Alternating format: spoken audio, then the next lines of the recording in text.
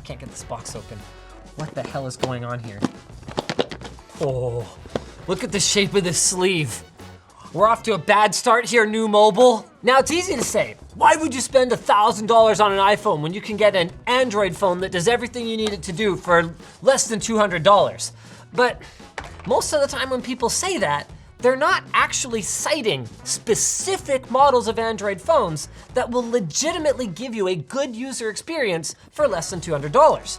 So today, we went and got our hands on two hopeful candidates for your sub $200. The New Mobile, what is this thing called? G5 and the Poco M3. This one right here is $200, but on promo for $160.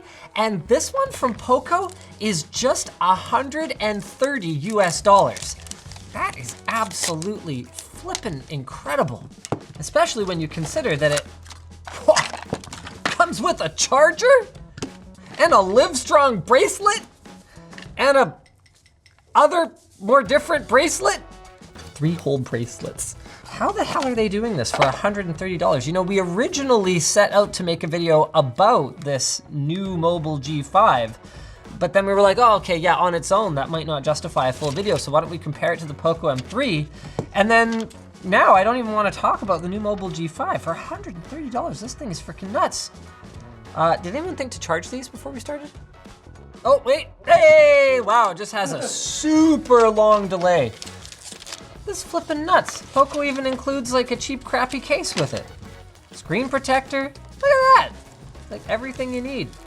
They say nothing you don't, but I actually did not need these bracelets, so I'm gonna have to call out that lie in their marketing. This video is brought to you by Govee. Their Aura table lamp provides beautiful lighting at any time of day. It offers 20 different lighting effects such as Ocean and Aurora for the perfect ambiance with a wake up timer that increases in brightness the closer it gets to your alarm. It's got built-in support for Google Assistant and Amazon Alexa and allows you to create the perfect lighting scene for any room using the Govee Home app. Click the link below to check out the Aura table lamp today. Accessories for the New Mobile G5. We got also a cheap, crappy case. Oh yeah. We got this dark plastic cover to put over it. Oh, that's awful. All right. Headphones though, along with not a particularly fast charging adapter, just a 5-volt 2 amp, a screen protector. All right, well, sorry New Mobile, but you're falling behind the Poco phone here. And that is just the start of what's to come.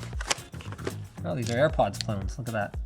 Shameless. One thing some people will be happy about though, is those are 3.5mm headphones. So yes, the New Mobile G5 has a headphone jack. It also uses Type-C charging. Got your speaker down here, got a fingerprint sensor on the back, got a 4-camera system.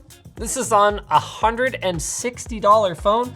So those are a 16 megapixel, 8 megapixel, and then dual 2 megapixel cameras. You got your volume rocker over here. I'm gonna take this case off. This is horrendous. You got your lock button right there. And over on the other side, you got your SIM tray. Actually, ooh, I'm kind of curious. Does it have microSD expansion? Yes, SIM card tray and microSD right there. And then on the top, whole lot of nothing. The screen's nice and vibrant, actually surprisingly bright. Like, I'm gonna have to turn that down in order to capture it on camera. Okay, is that okay, Brandon? Yeah, there you go, that looks pretty good. But don't expect it to be particularly sharp. This is a 1600 by 720p display. And I've talked a lot about how the difference between 1080 and 1440 on a mobile device is really not earth-shattering, but 720 is low enough pixel density that even with my aging eyes, I can easily tell the difference between that and a 1080p class display. Also, the rest of the specs are just kind of like a step down. It's got 4 gigs of RAM, 64 gigs of storage. It uses a MediaTek Helio A25 octa-core processor, and it's got a 5,000 milliamp hour battery, which is actually pretty respectable, especially with that relatively power-sipping chipset. I would expect this thing to last for quite a long time on a charge. Fire up the camera.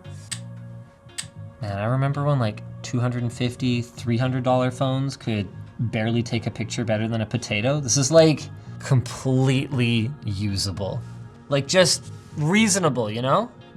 Obviously, we're not trying to evaluate it for like, top tier low light performance or anything like that. But if you're trying to capture a memory, that'll certainly do it. Man, that speaker sounds horrible. Yeah, 720p. Ooh. That may actually change with LG's new 48-inch CX OLED, which is on its way. Yeah, if you turn it up any higher than like sort of minimal listening volume in a quiet room, it really doesn't sound that great. Overall, it's reasonably responsive. It's not a high refresh rate display, obviously, but feels pretty smooth to use. Or at least, that's what I would have said if the M3 wasn't also part of this video today. Okay, just like the other one, let's lose this ugly case. I'm sorry, I can't. Bleh. This thing looks and feels absolutely unbelievable for $130. I mean, yeah, the back is unapologetically plastic or whatever, but they've done a really good job of putting a finish on it that feels more like it's a texture. It's got character as opposed to just being just a flat glossy piece of plastic. It's got a 48 megapixel main shooter. It also has a headphone jack, and check this, is that an IR emitter? I think it is. Man, I love that. So with the right app, you could actually use this thing as a universal remote control. Let's see if it has expandable storage. I love going into these things totally cold because it's just so exciting to explore them. Freaking awesome. This thing one-ups the Poor G5 in every possible way. Not only does it have micro SD on its SIM tray, it's got dual SIM. Over on the right, we've got our lock button with, oh, interesting. Does it not have a fingerprint sensor? Oh, nice, it's built into the lock button. I actually really like that. Here we go, unlock time. Oh, hold on a sec. Is it that fast? Oh, not bad. That's really good. Oh. Not only that, but it features a Snapdragon 662 processor, 4 gigs of LPDDR4X memory, a 1080p class display, and a 6,000 milliamp hour battery instead of a 5,000 milliamp hour battery. Oh yeah, and it's got an FM radio because like, why not, I guess? Remember radio? What is Mi Music? Okay, I have a confession. That's how I always think of like Xiaomi's Mi branding in my head. Mi Mix, Mi Ultra. I know they're like not Italian at all, I get it. Now you'd think $130 phone is probably heavily subsidized by ads. So having a look at what's pre-installed on it, we've got Facebook, LinkedIn, Amazon. Although in fairness, that's probably stuff that most people would install on it anyway. Google Assistant, a couple Mi Weather notes. Nothing kind of crazy there. Share Me. Oh, there's the FM radio app. No headphones detected. Oh, that makes sense because it probably uses the headphones as the antenna. Okay, well. Oh God, it's still playing. 1 second. Stop. Is that the pause button? Stop. Oh God. How do I? Are you kidding me? Oh, there's a power button in the top left. Well, that's intuitive, sure, thank you for that. It's got out-of-the-box access to the Play Store and other Google services. That's something you can't take for granted with these cheap phones. And it's actually got the more stylish teardrop style hole punch up here, whereas this one used the like hole punch, the bullet wound one. Wisely, they just disabled the haptic motor right out of the box, so when you're typing, it just doesn't feel awful. Because I'm willing to bet it feels terrible. That's one of the things that is always gross on cheap phones. Actually, this is a lot better than the other one. It's not great, to be clear. It's not amazing. Let's see if it's got stereo speakers. It does! Oh, noticeably better, like immediately noticeably better. First Linus Tech Tips video in high dynamic range. Save your money, graphic artists. Buy a TV, influencer gamers. So no HDR display, no wireless charging, but guys, let's be somewhat reasonable. This is a freaking ton of phone for your money. Let's actually just take a couple quick snaps with the camera. 16 megapixel front-facing camera as well. Hey, Jono, how you doing? You know what? I think the G5 might have something it's legitimately better at. Definitely a lot of noise in the Poco M3 photo compared to the G5. Very interesting. Part of that appears to be a processing choice though. They both have very, very similar dynamic range. You can tell from these bright filming lights and sort of what gets lost in the details back here versus getting lost in the highlights here. But they've gone for a more boosted look. Obviously this isn't a full camera analysis and you're not buying a $150 class phone for its, outstanding camera. But I will say that if you want a less grainy image, just point and click, then the G5 might actually be the better performer here. So that's interesting. If you don't take a ton of pictures though, or that's not your highest priority, this looks like it's not stabilized at all. So that would be my guess as far as video recording goes.